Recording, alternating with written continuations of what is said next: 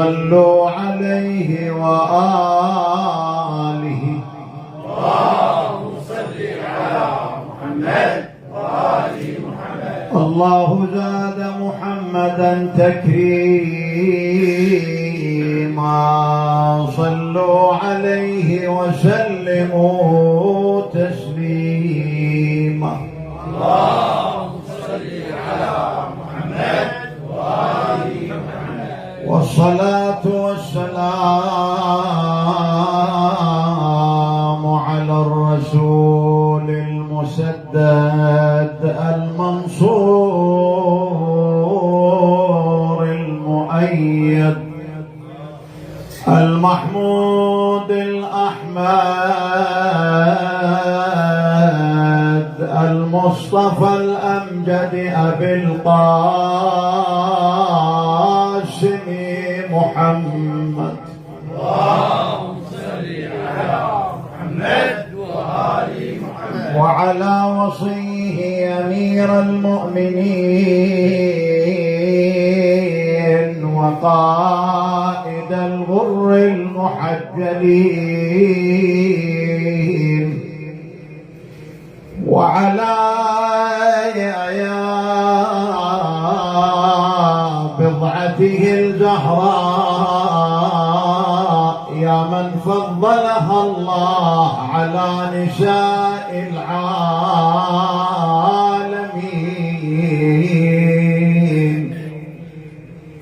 يا من بكت عيون المحبين وعلى أئمتي حسنا وحسين فزتم يا ليتنا نرزق شفاعتكم فنفوز فوزا عظيما.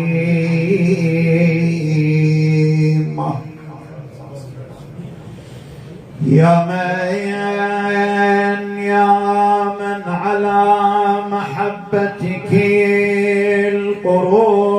القرون تدور ولشيعتك يوم الجزاء سرور.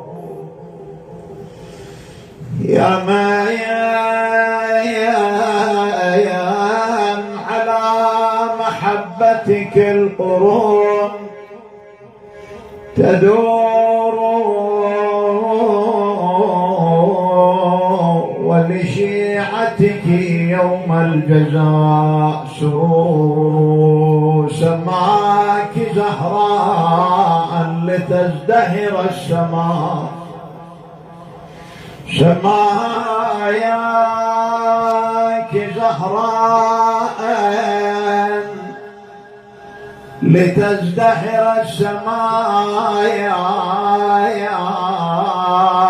ويعم أرض الحجاز النور.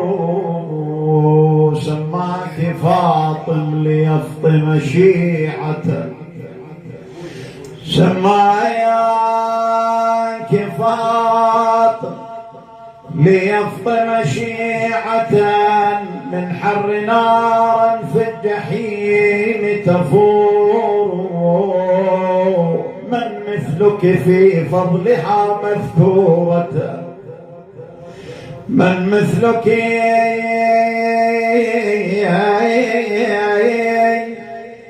في فضلها مذكورة وحياؤك في العلا مسطور. تعال قلك ليش عصراخ الزكية تعالوا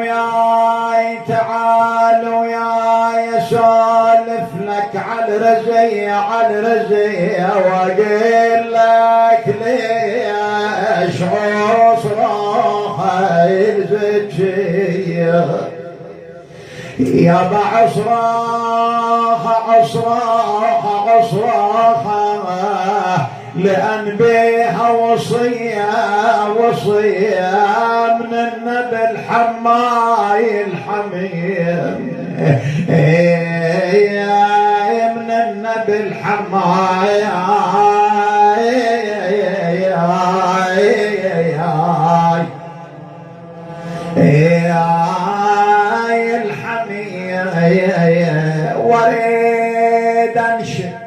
وريد انشد حاد ضعنها يا بديش بليل وبظلمة فمها، انا اريد انشد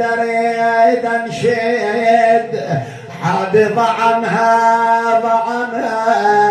يا بديش بليل وبظلمة فمها،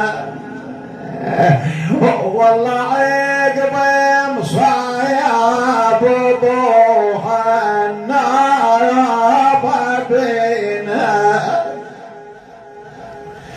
عظم الله لنا ولكم الأجر. قيل لما رحل المصطفى صلى الله عليه وآله وسلم تغير الناس عن أهوائهم، أو كما قيل يوم قضى فيه النبي نحبه، فظلت الدنيا عليه تنتحب قضى، وانقلب الناس على أعقابهم، ولن يضر الله من ينقلب، فتركوا جثمان نبيهم وعقدوا أمرهم، ونصبوا أولا وثانيا وثالثا وقيل عليا رابعا، ثم لم يكتمل الأمر إلا بوجود أمير المؤمنين عليا عليه السلام، فكلما أرسلوا له مبعوثا كان يقول لهم نحن مشغولون بعزاء رسول الله صلى الله عليه وآله وسلم، وكانوا يعلمون لا يكون أمرهم إلا بحضور أبا الحسن والحسين. فبمختصر الكلام، ونريد أن نبقى على أثر المصيبة، عند ذلك اتفق القوم أن يرسلوا قنفذا إلى دار علي عليه السلام، وكان اللعين فظا غليظ القلب من الخوارج مبغضا لأمير المؤمنين عليا عليه سلام الله، فعندما خرج قالوا له يا قنفذ إن مانع علي بن أبي طالب فاحضره بالقوة ولك جميع ما تريد. عند ذلك رجع إليهم ويقول قابلني ابن أبي طالب بالرفض. عند ذلك قال القوم دعونا نذهب جميعا لدار ابن أبي طالب. أبوك إن شاء الله. صح عوفة صلوا على محمد وآل محمد. خلى الله. عند ذلك يقول سلمان أقبلوا وكان زؤى 300 رجل وهم داجون بالسلاح ويحملون معهم الحطب، فبعد أن يئسوا مما يريدون وضعوا الحطب على دار مولاتكم فاطمة، فكان النداء وإن كان فيها فاطمة، فقال القوم وإن يكن، فقالت ويلكم أيها القوم تريدون أن تحرقوا داري علي وعلى ولدي وبعلي، عند ذلك أبرموا النار وجرى ما جرى من الأحداث. عند ذلك التصقت فاطمة خلف الباب تدافعهم، فركلت الباب بشدة، وكانت النتيجة أنها بينها وبين الباب. يا آل الله، انبت المسمار في صدرها وكسرت أضلاعها، وأسقط أعز جنين في بطنها. عند ذلك اقتحم القوم دار علي فانتفض وهو ينادي بأعلى صوته حتى أخرجهم من الدار، ثم رمى ملاءته عليها مناديا فض عليك ببضعة رسول الله. ثم بعد ذلك أقدموا عليه بعد أن علموا أنه مقيد بوصية المصطفى، فخرج إمامكم وهو ينظر يمينا وشمالا مناديا: وحمزة، ومن أين اليوم حمزة؟ وجعفر، ومن أين اليوم جعفر؟ عند ذلك أخذ إمامكم إلى مكان اجتماعهم، لكن لما أفاقت فاطمة نادت بضعيف الصوت، رحم الله من نادى معها: يا علي، يا علي، أين أنت يا ابن العام؟ فرفرف حولها الحسنان، هذا عن يمينها وهذا عن شمالها، وزينب بين يديها. فقالت: يا نور عيناي، ما لي لا أرى لأبوكما شخصا ولا أسمع له صوتا، فأخبرها بأمره. عند ذلك شعرت بعظم الخطر والمصيبة، أرادت أن تقوم ما استطاعت، أراد أن يعينا الحسن والحسين ما استطاع، فصاحت: يا فض سنديني.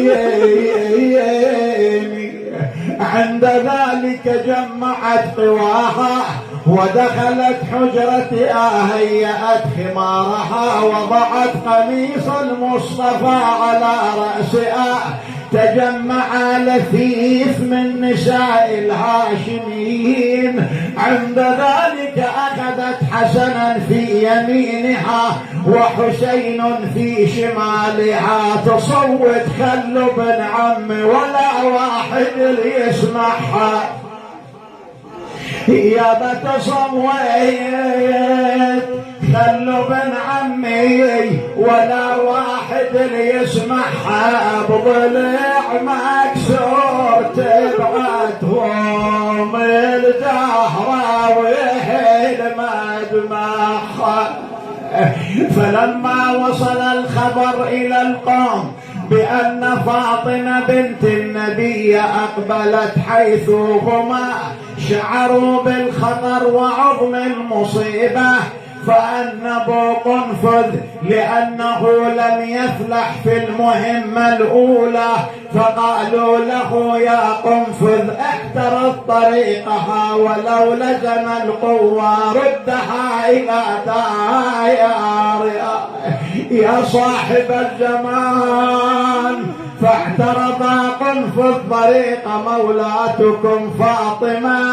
قال: ارجعي يا بنت محمد. قالت: أبد ما أرجع، لما يرجع الكرار.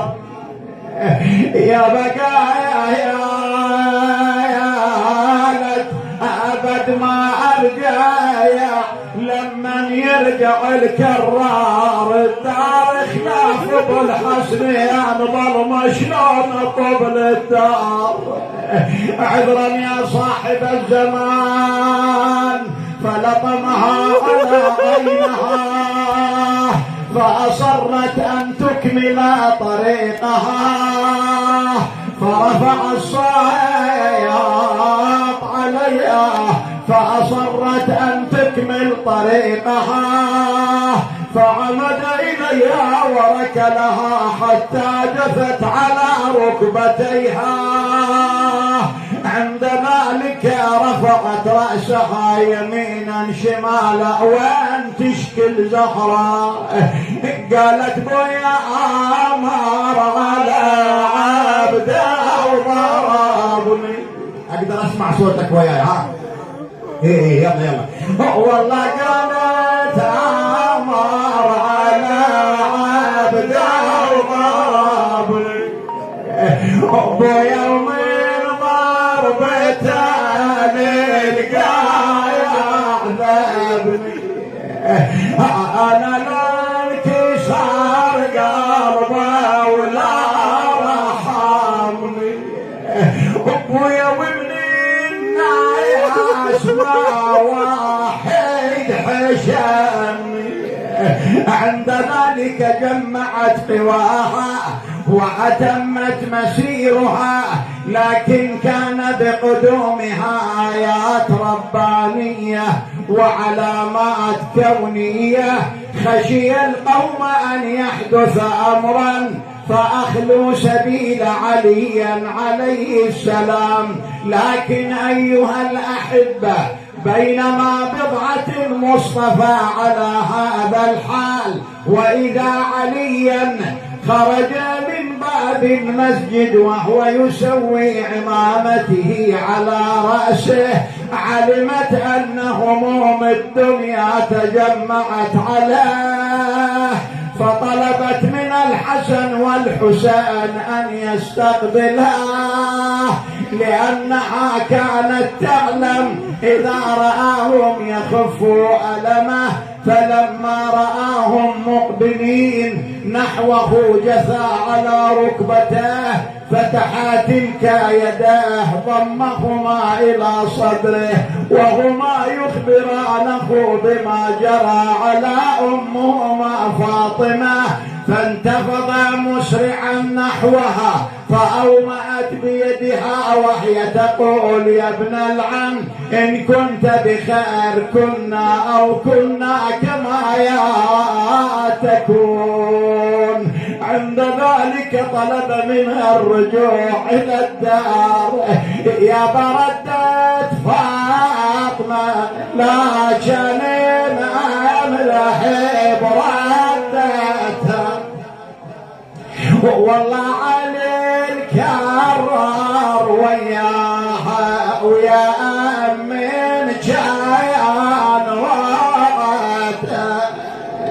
هنا احنا شو نقول مولاتي فاطمة، يا ليت زينب يوم العاشر عندما خرجت إلى المعركة أرجعت الحسين إلى عياله، أرجعت الحسين إلى أطفاله. عندما وجدته يئن على أرض كربلاء تقول أخويا بجاه جدي عليك وجاه أمك تحاكيني،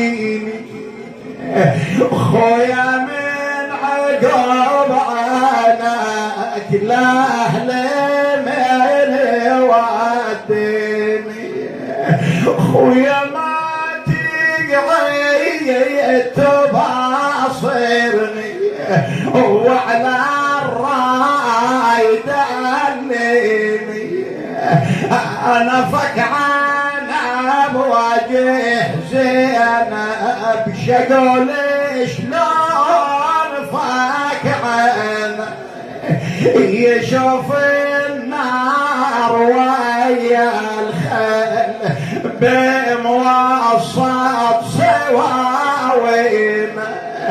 قالها يا زينب ايش جابك تتهي الحرام بغيابك، لكن اجركم الله لما دخلت إلى الدار التفتت نحو عليا فرأى عينها محمرة.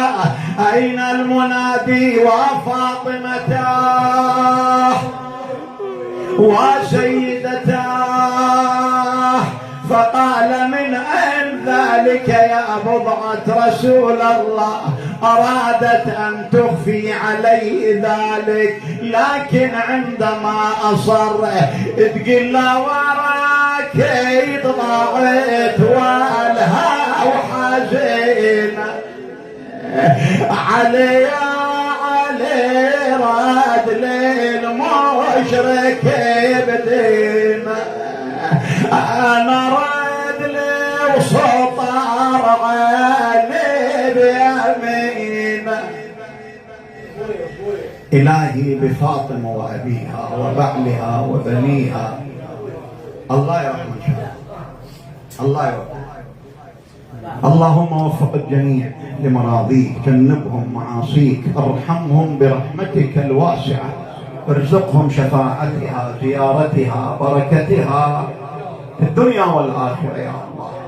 إلهي من كانت عنده حاجة أو طالب حاجة بحق باب الحوائج الزهراء آمر بقضائها، مريض أو عنده مريض، لا سيما مرضانا المنظورين، من عليهم بالصحة والعافية. أخينا المؤسس تقبل عمله لخدمة محمد وآل محمد، لبضعة النبي محمد في عامه هذا وفي كل عام. احفظه بنفسه وعياله، واحفظ الجميع لأمواته، أمواتكم أموات السامعين بروحها الطاهرة. رحم الله من يقرأ سورة المباركة الفاتحة مع الصلوات.